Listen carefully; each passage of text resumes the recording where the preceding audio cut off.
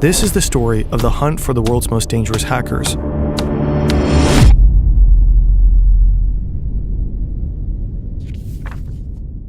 Prologue: The Bears.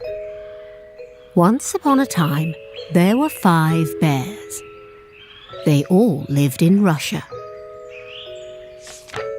Each one was different in the things they liked and in the things they did. But they shared one important trait. They were all seriously dangerous. There was the fancy bear, elegant, agile, and cunning.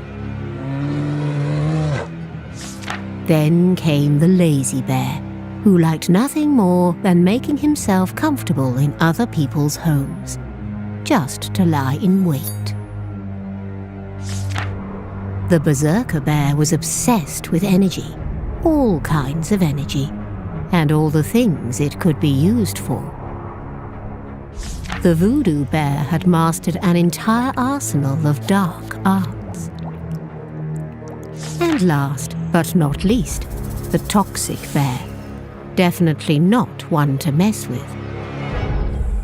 They were all fearless fighters, nasty creatures that sent shivers down the world's spine. Even in the most distant lands, people knew of them and feared them. But there's one more thing all these bears had in common. Their metaphors, Nicknames for special units of Russian intelligence services. These units are made up of hackers, some of the most dangerous in the world. They each have different objectives: to spy, to expose, to wreak havoc. But they're not just a threat to computers or networks. They're a threat to Western democracies. They're tools of destabilization, of psychological warfare, of political manipulation. They've already made it into the German parliament, into the email inboxes of the country's elected officials. They threw their full weight behind Donald Trump's 2016 campaign. They travel the world, working in the interest of Vladimir Putin's regime.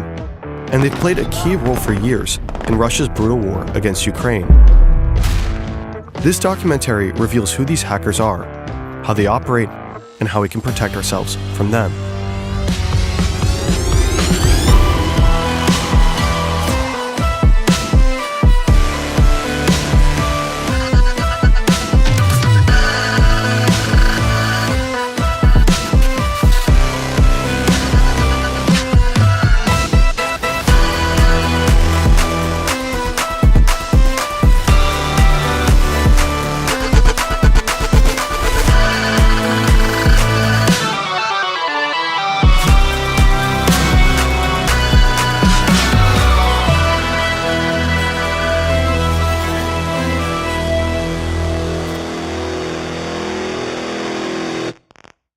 This documentary is largely based on a fantastic German-speaking podcast, Der Mann in Merkel's Rechner, by German investigative journalists Hakan Tanriverdi and Florian Fada.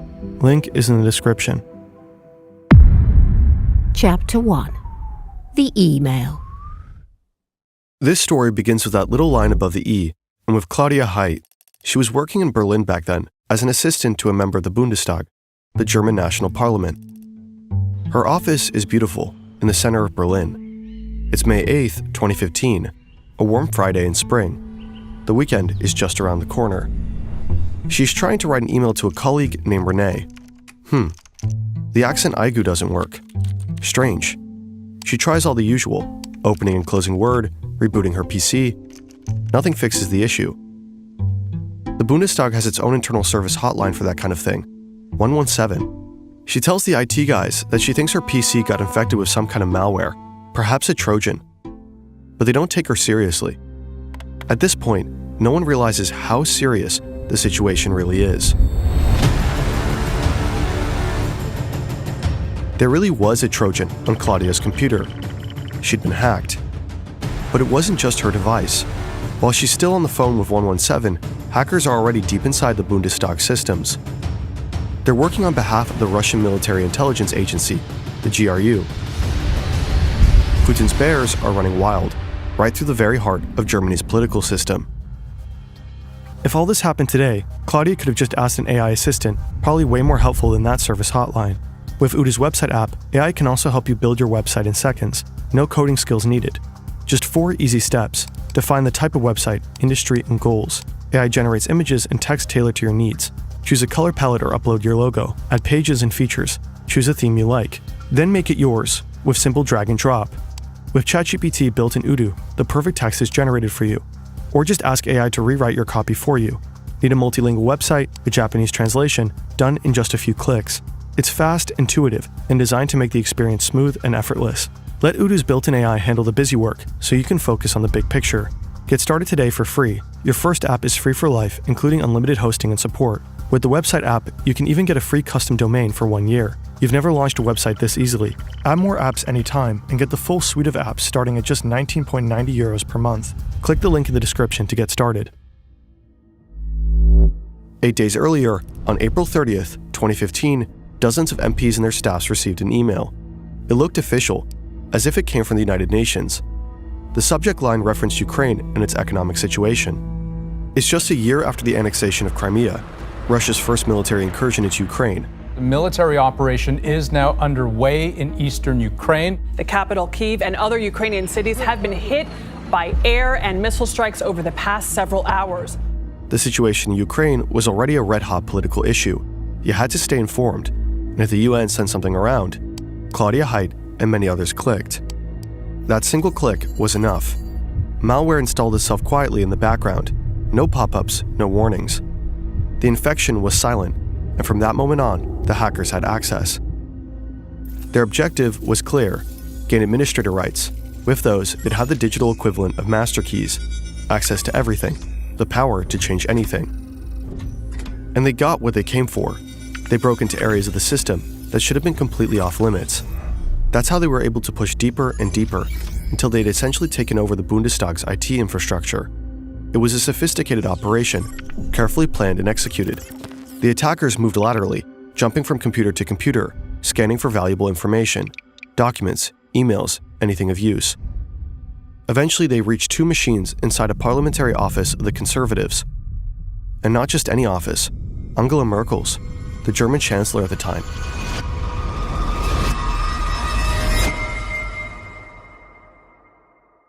The Bundestag hack is one of the most serious cyber attacks in German history.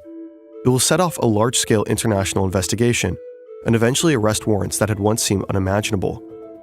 And yet, inside the Bundestag itself, the attack goes unnoticed for quite some time. Back to that Friday afternoon call with 117. Claudia is frustrated with how unhelpful the first hotline call had been. So she does what most people do in that situation. She calls again, hoping the next person might actually understand what's going on. But even the second person on the line doesn't take her seriously. Angry and fed up, Claudia decides to just shut down her PC and go home. It is Friday after all, and the weekend has already begun.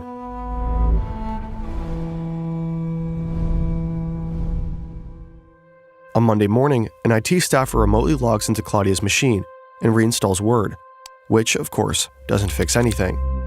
By the afternoon, someone finally comes in person, but even they don't catch that there's a Trojan on Claudia's PC. By this point, the hackers have already been inside the system for at least 2 weeks.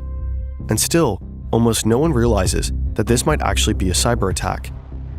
Meanwhile, over in the UK, a cybersecurity firm has been keeping an eye on a suspicious foreign server, one that had been used for previous cyber attacks. Suddenly, that server establishes a connection to machines inside the Bundestag network. The firm alerts the Federal Office for the Protection of the Constitution. A day later, the warning reaches both the Bundestag's Classified Information Office and the Federal Office for Information Security, BSI, in Bonn. Thanks to German bureaucracy doing what German bureaucracy does, the warning takes a brisk 3 days to actually land. Finally, someone realizes what's happening. The BSI sends a special team to Berlin. Their job? Comb through the logs. Those are automatic records on computers that track what happened, when, and how. Which programs were opened, what was clicked, what ran in the background. All of it. The BSI team needs to figure out 3 things. Is this a major attack? Yes. What are the hackers after? Probably stealing data. And are they still inside? Very much so. The team doesn't hesitate. They shut down the entire network. From the outside, it looks like someone just ripped the plug out of the wall. Claudia watches her computer power off like it has a mind of its own, like it's haunted. She half expects the lights to flicker next. That same day, Der Spiegel broke the story, the first media outlet to report on the cyber attack. Politicians found out from the news, not from internal channels. From that moment on, chaos took over. Lawmakers were furious. No one could work properly. No emails, no access to documents, no reports. And this isn't a movie. You don't just kick the hackers out and move on. The network is giant, messy, and hard to control. The response team had to fight their way through it, trying to stop any further data theft and wrest back control. It took weeks to clean the system. During that time, MPs and their staff could only use certain parts of the network. No one knew if the hackers were still reading their emails. Important notes were suddenly written down by hand again, just to stay safe. The Bundestag's IT security was clearly overwhelmed. It faced intense criticism in the months after. When the dust finally settles, the investigation into the perpetrators begins, and the trail points to Russia right from the start. On Claudia Haidt's computer, investigators find malware called X-Tunnel. X-Tunnel functions like a real tunnel, a direct continuous link that allows attackers to access the network whenever they want. Inside the code, analysts uncover connections to a server believed to be used by a group known as APT-28. APT stands for Advanced Persistent Threat. It's a label used for hacker groups that are not only highly skilled, but also extremely patient. The kind of intruders who don't just strike and vanish, but stay deeply embedded, sometimes for years. By all accounts, APT-28 is a Russian group, and it also goes by another name, Fancy Bear. Fancy Bear operates under the GRU, Russia's military intelligence service. The group is notorious. This is where they work, in what's known as the Aquarium in Moscow. No one knows who they really are. No names, no faces, not even how many of them exist. But one thing is clear. They do whatever it takes. They'll stop at nothing, not even the computer of the sitting German chancellor. Ironically, it's there, in that highly sensitive office, where one of the hackers slips up. They managed to break into a computer in Angela Merkel's outer office, her personal machine, her inbox. It's exactly what they were after. To extract the emails, one of the hackers writes a custom program. The tool is designed to copy your Outlook inbox and send that copy to a server they control. The program is called vsc.exe. But there's a problem. While coding, the hackers make a mistake. To locate and extract the files, vsc.exe needs to follow a specific file path, and that path includes the words Abgeordnetenbüro. But the program doesn't recognize the German U. Instead, the character shows up as a garbled symbol, a question mark followed by RO, so the program can't find the folder. For a moment, the entire operation stumbles over the quirks of the German language. Realizing the attack might be exposed at any moment, the hackers panic a little. Under pressure, they decide to rewrite the code. This time, they tell the program, expect German, expect that U. Then they try again. And this time, it works. The tool successfully copies the inbox and sends it out. It's not Merkel's correspondence from the Chancellery, but still a huge win for the attackers. But the hackers messed up. Maybe from the rush, maybe out of nervousness. In the code of the program, investigators later discover a critical detail. The hacker forgot to delete the name of the computer he was working on. The path reads, see users Scaramouche. Scaramouche is a clown-like character from Italian theater. People might also recognize the name from Bohemian Rhapsody. Scaramouche, Scaramouche, will you do the fandango? That's the hacker's alias, his handle. In secret, Scaramouche and his team become high-priority targets. The Federal Public Prosecutor's Office opens an investigation on suspicion of espionage. Angela Merkel later calls it an act of hybrid warfare. But publicly, the German government keeps quiet at first. No accusations, no pointing fingers. In total, around 16 gigabytes of data is believed to have been stolen from the Bundestag network, though no one knows for sure. 16 gigabytes doesn't sound like much, right? Just an old USB stick. But in context, it's a lot. Especially if we're talking only emails. 16 gigabytes contains a staggering amount of information. Is that really the end of the world, though? A little espionage here and there, business as usual. Sure, they stole some files, but what could they really do with that? Then came the US presidential election in 2016. Putin's bears shows what they're really capable of. The Clinton campaign won't confirm or deny the veracity of any of the emails posted by WikiLeaks. What lines they're willing to cross, and just how much chaos a few gigabytes can unleash. Chapter 2. The Orange.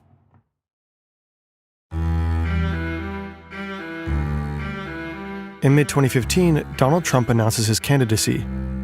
At first, no one really takes him seriously. But because he's so different, so unfiltered, saying things no one else would dare, the media can't stop talking about him. And Mexico will pay for the wall. I could stand in the middle of Fifth Avenue and shoot somebody and I wouldn't lose any voters, okay? One outrageous statement after the next dominates the headlines. ISIS is honoring President Obama. He is the founder of ISIS. He's the founder of ISIS. There's public outrage, disbelief, and widespread support for him. I don't know what I said. I don't remember. By early 2016, Trump is no longer the oddball outsider. He's now the Republican frontrunner, going head-to-head with Democrat Hillary Clinton. Half a world away, in the Kremlin, Vladimir Putin is watching closely. He doesn't like Hillary Clinton, not one bit. The two have history. Back in 2011, Clinton was the US Secretary of State when Russia held national elections. She publicly questioned whether the vote had been rigged, and massive protests followed across the country. Putin accused the US of stirring up those demonstrations. He never forgave her for that. Politically, she had been one of his toughest opponents for years. Later, the European Court of Human Rights confirmed that the 2011 Russian election was in fact manipulated. Putin clearly is rooting for the other guy, the loud billionaire. Trump, for his part, has repeatedly praised Putin in the past. He sees Putin as a strong leader, someone he thinks he could get along with as president. So Putin consults with his 3 intelligence agencies and makes a call. March 19, 2016, an email lands in the inbox of John Podesta, Clinton's campaign manager. The message looks like a standard Google security alert, something about suspicious activity and a prompt to reset the password. But Podesta double-checks with an IT staffer at the DNC to be sure. Unfortunately, the staffer replies that the email is legit, when he actually meant the opposite, just one typo with massive consequences. Podesta assumes the message is safe, clicks the link, and enters his login on a fake site. That's it. The hackers are in. They now have access to internal communications, emails, and nearly everything tied to the campaign. They're part of Fancy Bear, the same group tied to the Bundestag hack. They steal 50,000 of Podesta's emails. The tactic is known as phishing, casting bait and waiting for a bite. Spear phishing more specifically, as it's tailored to a specific person. With the same approach, Fancy Bear targets 300 more people inside Clinton's campaign. No one knows how many fell for it. In early April, they go after another key target, the Democratic Congressional Campaign Committee, DCCC, a central player in the Democratic election machine. Using more convincingly real-looking emails, they managed to steal the credentials of at least one DCCC employee. And just like that, they're in again. Once inside, Fancy Bear uses 2 main types of malware, X-Agent and X-Tunnel. The latter is the same tool used in the attack on Claudia Heid's computer in Berlin. While digging through the DCCC, the hackers find something even more valuable. Credentials that let them slip into the Democratic National Committee, DNC, the heart of the party. There, they uncover detailed documents on campaign strategy, including a file on Trump full of potentially damaging information. In early May, the intrusion is finally detected. The DCCC and the DNC hire a cybersecurity firm to clean house, a process that will stretch all the way into October. But the Democrats should have discovered the hackers much sooner. In a small, unremarkable office in Moscow, another set of hackers is quietly at work. This group is known as Cozy Bear, most likely working under the SVR, Russia's foreign intelligence service. They've been inside the Democrats' network since June 2015, far longer than Fancy Bear. As strange as it sounds, Cozy and Fancy Bear probably weren't even aware of each other. They had different bosses, didn't talk, didn't collaborate. Cozy Bear is known for being quiet and methodical, targeting all kinds of institutions without leaving much of a trace. But this time, someone's watching them. In 2014, Dutch intelligence pulled off an incredible hack. They gained access to surveillance cameras in the very building where Cozy Bear operates. They're literally watching the hackers at work. That's how they realize Cozy Bear is crawling through the DNC's systems. So the AIVD warns the American counterparts early on. That warning eventually reaches the FBI. By September 2015, an agent in Washington calls the DNC to let them know Russian hackers are inside their systems. But the warning goes nowhere. The call lands with lower-level IT staff and is more or less ignored. Senior leadership at the DNC later claimed they didn't even know about it at the time. The hackers could have been discovered much earlier. If anyone had looked more closely at Cozy Bear, they likely would have seen Fancy Bear too. And if that had happened, the summer of 2016 might have unfolded quite differently. But it didn't. Back to spring 2016, Fancy Bear launches a website, dcleaks.com, and starting in June, they begin dropping bombshell after bombshell. They invent a fake identity, Guccifer 2.0, a supposed Romanian lone wolf behind all the leaks. Guccifer gets a blog, reaches out to journalists, and offers up stolen files. The DNC hack dominates the headlines. It becomes breaking news on TV. Suddenly, internal dirt from within the Democratic Party, rumors, backroom deals, tensions is out in the open. It's a major blow to Hillary Clinton's campaign. The emails appear to show the DNC clearly favoring Clinton over Bernie Sanders, even though they were supposed to stay neutral. There's content about what she earned for Wall Street speeches, and even an alleged anti-Catholic bias. Trump jumps on the scandal. At a rally, he famously says, Russia, if you're listening, I hope you're able to find the 30,000 emails that are missing. I think you will probably be rewarded mightily by our press. At that point, Clinton is already under pressure over her use of a private email server while serving as Secretary of State. The FBI confirms she also deleted private emails from that account, which makes people believe that she's hiding something. Trump seizes the moment, tying that controversy to the flood of new leaks. That very same day, Fancy Bear sends 76 spear phishing emails to Clinton's staff. The impact of the leaks on Clinton's campaign is huge, maybe not the deciding factor, but they definitely give Trump a boost, over and over again. What started as chaos turned into something more focused, a clear attempt to help Donald Trump. Just over a month before Election Day, the hackers hand over John Podesta's emails to WikiLeaks. And then, week after week, those emails are released strategically, some more dramatic than others, but all grabbing headlines. The constant drip of leaked material creates a lasting impression. Something shady is going on inside the Democratic Party. Clinton loses momentum. She's forced to shift her message and constantly defend herself, in the press and directly against Trump in public debates. The leaks are part of something bigger. Fancy Bear is supported by a digital army of trolls, for example, operating out of this building in St. Petersburg. They flood social media with manipulated content and polarizing posts. Some even succeed in organizing real-life protests across multiple US cities. Hillary Clinton loses. Donald Trump becomes president. It's nearly impossible to measure how much influence the hacks and disinformation had, whether they tipped the scales. But many experts like Kathleen Hall Jamieson agree they had an impact. Russia, to some extent, successfully interfered with the 2016 US election. It's widely seen as the most effective hack and leak operation ever pulled off. Steal data, release it strategically, and fan the flames of chaos. The idea that states spy on each other isn't new, but taking that intelligence and throwing it into the public to deliberately sway an election, that's something else entirely. If hackers can get their hands on internal data, release it at the perfect moment, and shape public opinion, what does that mean for the future of democracy? If a foreign power can mess with the core of another country's democratic process, that's not just hacking, that's destabilization. And it's part of a broader pattern made to erode public trust in democratic institutions. Democracies are at a disadvantage in this fight. A dictatorship can flood the internet with state media, bots, fake accounts, leak operations, and watches the public sphere in open society fragments and turns against itself. Meanwhile, inside the authoritarian regime, nothing wobbles. Dissent is crushed quickly and publicly. The United States only realizes what just happened after the elections have already passed. The CIA, FBI, and NSA compile their findings in a highly classified report. In early 2017, a redacted version is released to the public. One sentence stands out as especially alarming. We assess that Moscow will apply lessons learned from its campaign aimed at the US presidential election to future influence efforts worldwide. The sheer aggression and scale of these cyber operations, especially in the US, opens many people's eyes. They realize this isn't just spying, it's sabotage. In Germany, alarm bells start ringing too. There's a federal election coming up in 2017.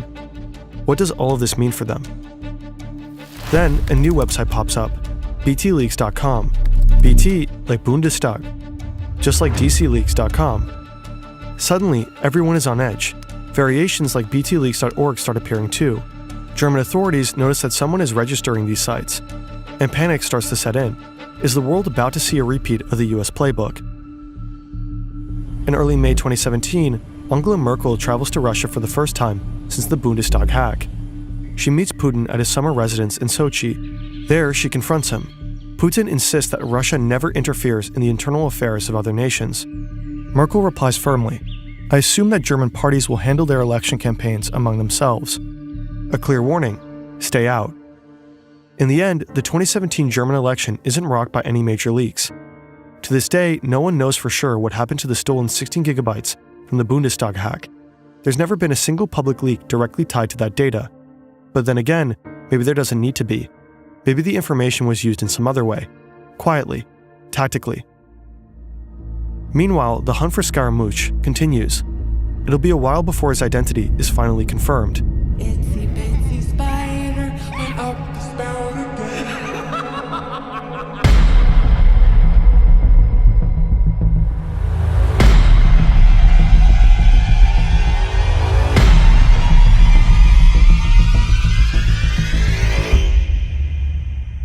Some of his colleagues aren't so lucky. Chapter 3. The Cleaning Crew.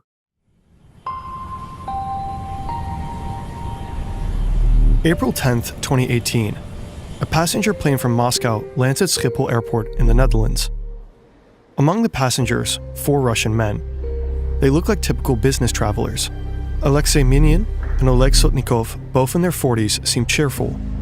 Behind them walk 2 younger men, Yevgeny Sebryakov and Alexei Morenits. According to their passports, they're diplomats. A sharply dressed man from the Russian embassy meets them in arrivals and escorts them out of the airport. But they aren't here on official duty. They're part of a special unit, trained to carry out covert foreign operations. Minin and Sotnikov handle reconnaissance. Serebyakov and Morenits are the hackers. They rent a small car and drive to The Hague. They stop at an electronics store to buy a heavy-duty 12-volt battery and a charger, then check into a hotel. The next day, Minin heads to OPCW, the Organization for the Prohibition of Chemical Weapons. That's an international body that investigates chemical weapons use and checks compliance with global conventions. The OPCW has just finalized its report on a high-profile case. Sergei Skripal and his daughter Yulia were found unconscious on a bench in Salisbury, UK, after being poisoned with Novichok, a nerve agent developed in Russia. The OPCW report confirms the British findings. Minin scouts the site. He photographs the OPCW building and the Marriott Hotel next door. 2 days later, April 13th, the group plans to strike. Time is short. What they don't realize is that they're being watched. From the moment they set foot into the country, they've been under surveillance by the Dutch Military Intelligence Service, MIVD. For the original version of this documentary, we interviewed a senior MIVD official. Due to rights restrictions, we had to cut those segments from this adaptation. He couldn't help but grin when describing their transport, a rather small car for a bunch of guys, tightly cramped in there. The agency follows them closely, but how did they even know to look for them? Apparently, the MIVD received intelligence that members of APT-28 would be flying in. Fancy bear again. According to The Guardian, the original tip may have come from British intelligence. April 13th, the operation begins.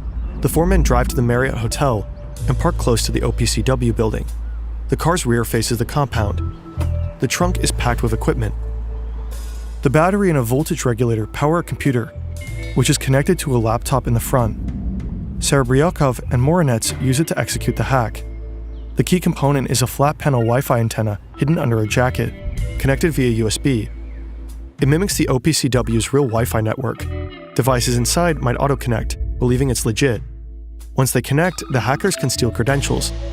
With those, they could slip into the OPCW's internal network. The likely goal, steal or undermine the Skripal findings, or discredit the organization through a leak. But they don't get that far. Dutch authorities move in. 2 unmarked vehicles roll quietly onto the lot. Then, sudden action. Doors fly open. The 4 men are taken down. One tries to destroy his phone, kicking it repeatedly, but fails. Then comes the search. There's a plastic bag filled with trash from their hotel room, beer cans, receipts, a half-hearted attempt to cover their tracks. Also, 20,000 euros and $20,000 in crisp bills. Most incriminating of all, a taxi receipt in Morinense's bag, documenting a ride from the GRU barracks to the airport on the day of departure. The team's devices tell an even bigger story. One phone was activated just the day before their trip. Its first signal pinged a tower right next to the GRU headquarters. The laptops reveal a broader mission trail. Serebyakov had been in Lausanne in 2016, likely targeting the World Anti-Doping Agency. Breaking news out of Lausanne, Switzerland, where Russia has been handed a 4-year ban by the World Anti-Doping Agency. In December 2017, he was in Kuala Lumpur, where he reportedly tried to hack the Malaysian police, the agency then investigating the MH17 plane crash. Malaysia Airlines flight MH17 crash-landed in eastern Ukraine. That flight was brought down by a Russian-made missile over eastern Ukraine, and the team wasn't planning to stop at the OPCW. They had train tickets from Utrecht to Bern, Switzerland, likely headed for the Spies laboratory, which was also analyzing Novichok. Sometimes hackers need to get physically close to their targets. Sending phishing emails isn't enough. You need to know what kind of networks are in place, what security measures are active, and sometimes even watch the people going in and out. German journalists have nicknamed them the cleaning crew because they show up after something major has gone wrong and try to clean up or spin the story. For the MIVD, this was a major win, and they decided to take it public. Usually they don't disclose their operations, but this time they had a press conference 5 months later. The 4 men were eventually released and sent back to Russia, likely for diplomatic reasons. Their mistakes seem amateurish. Why keep that taxi receipt? Well, these aren't mythical hooded figures.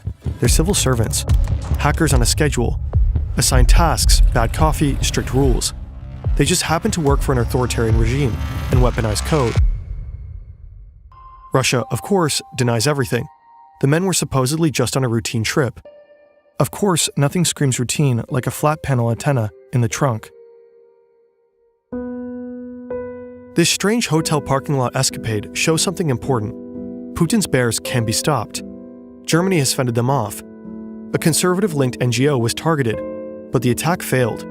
In France, Macron's 2017 campaign fended off a similar attack. And in the US, the response came loud and clear. In 2018, they decided to send a message. That February, the US Department of Justice indicts 13 Russian nationals and 3 Russian companies. They're accused of deliberately interfering with the American political system. Not long after, another sweeping indictment is released. This one focused specifically on Fancy Bear. The FBI outlines exactly how they traced the DNC hack back to individual Russian operatives. Multiple names are listed, all Russian citizens. According to the investigators, they work for Russian intelligence. The hackers remain safe in Russia, no arrests follow. But one thing is clear, much of the world is now off limits to them. And this isn't just about naming names. It's a clear line in the sand. There are boundaries, and these operatives cross them. One name stands out to German investigators. One of the men listed is believed to use the alias Scaramouche, the same alias linked to the VSC.exe program. His real name is Dmitry Badin. He's the man who broke into Angela Merkel's computer. Today, he's 32 years old. Investigators found out quite a lot about him. They have photos of him, young face, dark blonde hair, shoulder length now. He's from Kursk, married, reportedly has a daughter, lives in a town just south of Moscow. He listens to music while he works, Russian rock, techno. According to forensics, he even streamed football matches while hacking. He's a big fan of Cristiano Ronaldo, apparently. In many ways, he seems like an average guy, but he's a government hacker, serving in a regime that targets Western democracies. In May 2020, the German federal public prosecutor files charges against Badin as well. After the first wave of indictments in 2018, Vladimir Putin sat down with NBC for an interview. There he was confronted with the allegations. 13 Russians and 3 Russian-owned companies have been indicted by a special prosecutor named Robert Mueller in the United States for interfering in our election. Why would you allow an attack like this on the United States?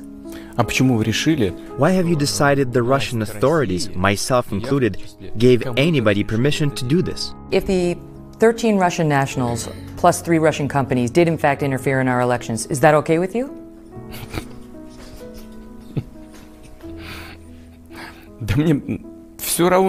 I don't care.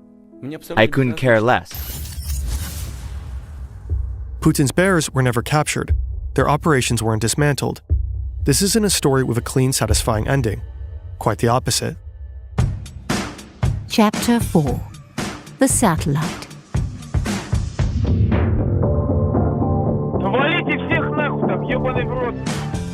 February 24th, 2022. A cold night in Moscow. The day has barely begun.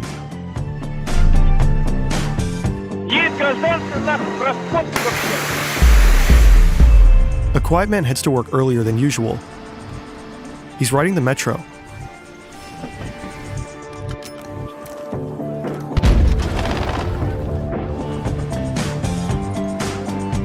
At Polizhayska station, he gets off. From there, it's a 10-minute walk.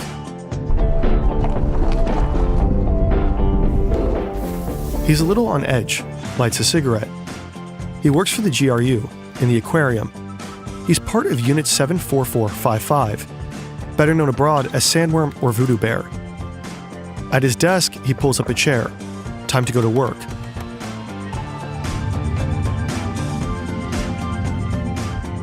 He and his colleagues have spent months preparing for this moment. Now it's just a few final clicks.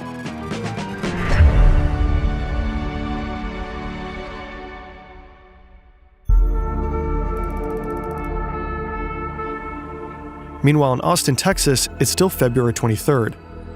A senior executive at Viasat, a satellite internet provider, is just settling into his evening. Viasat's tech is known for being dependable, especially in remote areas. Suddenly, his devices start lighting up with automated warnings. They're coming from Ukraine. 2 of Viasat's ground stations are under attack, flooded with malicious data packets. Internet from satellites doesn't actually come from space. It's routed through ground stations. If those crash, nothing gets through. And now they're overwhelmed. So overloaded they can't deliver connectivity at all. But the Voodoo Bear operative in Moscow isn't finished yet. These kind of attacks can sometimes be fended off, but this one keeps escalating. Internet providers usually have remote access to their customers' modems. That's how they push software updates. That access, of course, should be highly secure. In Viasat's case, it wasn't. Voodoo Bear had already infiltrated months earlier. The hackers send a command to the modems, forcing them to download malicious code that wipes login credentials stored on the devices. Without those credentials, the modems can't authenticate, can't connect, and go completely offline. The attack spreads fast.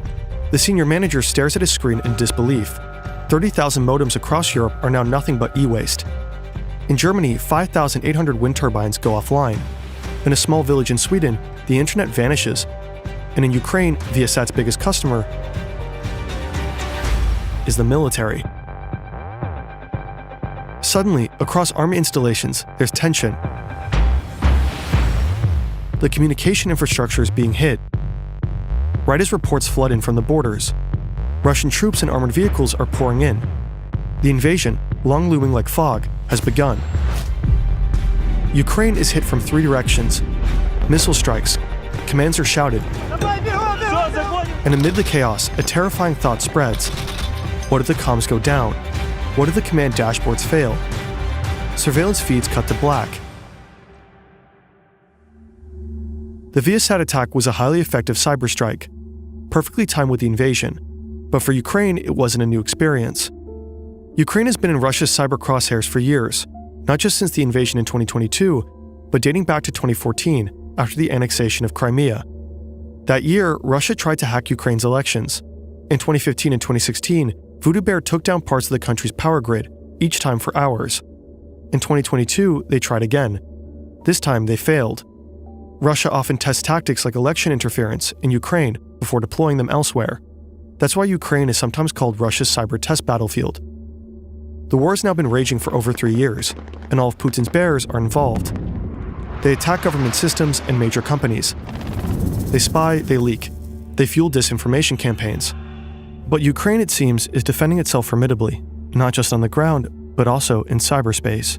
And they're not alone. Today, the country is supported by several leading Western cybersecurity firms. Epilogue. Trains. Putin's bears are still out there, as dangerous as ever. Hagen Tan Reverder is one of the journalists we interviewed for this video. Not long ago, a colleague of his received a mysterious leak. A batch of internal documents from a Russian company called NTC Vulcan. It supplies Russian intelligence services and the military with cyber weapons of all kinds, and their internal documents are chilling. Among other things, Russia seems to have been mapping out what to do once a territory is conquered, how to bend it, break it, remake it. Beyond that, they're experimenting with control over foreign critical infrastructure. For example, they're testing if they can slow down trains. And if you can slow down a train, well, then you can speed it up too. One thing is certain. We haven't heard the last of the bears, not by a long shot. And in the years ahead, we'll have to stay alert. Learn to spot their traps, their tricks, their carefully laid bait. Because once they're inside, it rarely ends well.